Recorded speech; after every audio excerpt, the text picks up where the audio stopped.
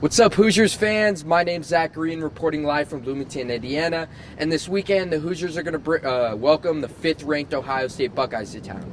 The Buckeyes are 5-1 on the season, while the Hoosiers are 2-4. The Hoosiers' 4 losses have come against 4 AP Top 10 opponents, while the Buckeyes' only loss has come against the Oregon Ducks in Week 2. The game will take place at 7:30 on ABC. If the Hoosiers can pull off an upset against the Buckeyes on Saturday, it'll be their first win against an AP Top 5 team in over 40 years. So, with that being said, let's go Hoosiers, and let's get right into the game. This is Indiana, yeah, we do it big. Bossing on the Big Ten, you know what it is. Cause this is IU, this is IU. We got winners on the... On the offensive side of the ball, the story all year has been disappointment. There's a lot of talent on that side of the ball, and it just have not seemed to be able to figure it out quite yet. Also, offensive coordinator Nick Sheridan has been meeting with the press every Monday, and every single Monday it's the same thing. We need to play better, we need to execute better, and the schemes need to be better. So looking into a big game against Ohio State, that's exactly what the offense will need to do. On the offensive side of the ball on Saturday, against a tough Michigan State defense, the story of the game was turnovers and not converting drives into touchdowns. In the first half, the Hoosiers had 3 drives that resulted in field goals, and they also had 3 turnovers throughout the game, one of which was a pick six, one resulted in another Michigan State touchdown, and one resulted in a fumble that ultimately ended the game for the Hoosiers. So the offensive side of the ball, the execution, and the turnovers need to be a focus at this point during practice. As far as the receivers, there was a lot of drop balls trying to make plays before the ball is even in their hands. So that's also going to be a focal point going against a tough Ohio State defense. Rushing the ball, Ohio State's defense struggled earlier in the season against Oregon when they gave up a lot of yards to running back C.J. Verdell. But after a bye week, the Ohio State defense has improved. So the run game for the Hoosiers will need to be something that they focus on. Also, as always, improved play by the offensive line has been a focus all year. It's just a lot of talent, and the Hoosiers need to execute better and need better coaching as well. As far as the wide receivers, in the absence of DJ Matthews, the wide receiver group needs to step up, whether it's Miles Marshall, Javon Swinton, and Ty Freifogel. Even the tight ends, Peyton Hendershot, needs to step up as well in order for the Hoosiers to make some noise against Ohio State this weekend and win their first game against their ranked opponent this season. The receivers need to focus on catching the ball instead of making the plays down the field, and also doing their best to get open as well for quarterback Jack Tuttle. Speaking of quarterbacks, the Hoosiers talked a lot Monday about freshman Donovan McCulley not redshirting, so we may be seeing him in some plays and some RPOs and other action in the red zone as well.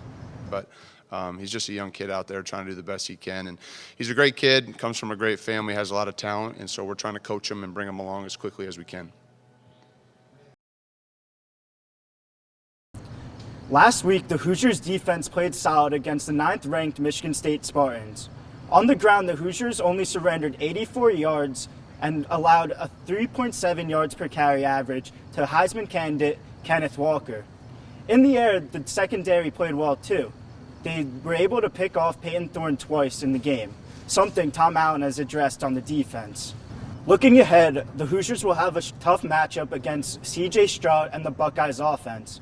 2 of the Buckeyes' best receivers, Chris Olave and Garrett Wilson, are NFL prospects and do spectacular things with the ball in their hands. Right now, the Hoosiers' secondary is a bit thin. Tywan Mullen and Reese Taylor both did not play yesterday and are questionable for the upcoming game. In their absence, Noah Pierre converted from safety to corner, and Josh Sanguetti also played. Tom Allen has said he has trust in them, but we will see if Mullen and Reese will play this upcoming weekend. They'll be very much needed against the tough receivers. I mentioned him yesterday. 9 tackles, huge interception at the end. There's no question they were going after him, and just so proud of him. A few weeks ago he was playing a different position, and he's played multiple positions in our secondary and our third down packages. And so just a tough, hard-nosed kid that we loved when we saw him out of high school, just because we thought he was just a competitive guy.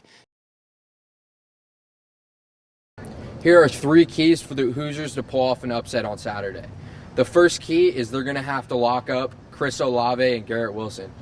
Both guys are projected first-round draft picks, and considering how thin our secondary is, Noah Pierre or Jalen Williams are going to have to step up if Reese Taylor and Tywan Mullen can't go on Saturday.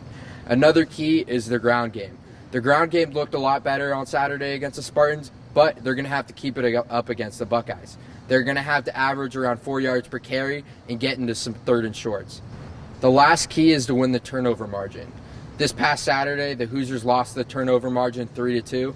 If they're going to want to pull up an upset against the Buckeyes, they're going to have to pull off a couple interceptions or fumbles.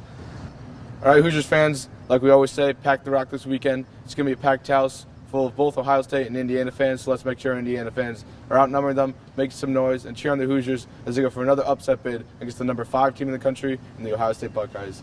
Like we always say, pre- and post-game, make sure you check out Hoosier Huddle on Instagram, Twitter, Facebook, and the website at HoosierHuddle.com. That's it from us. See you next week. Go Hoosiers.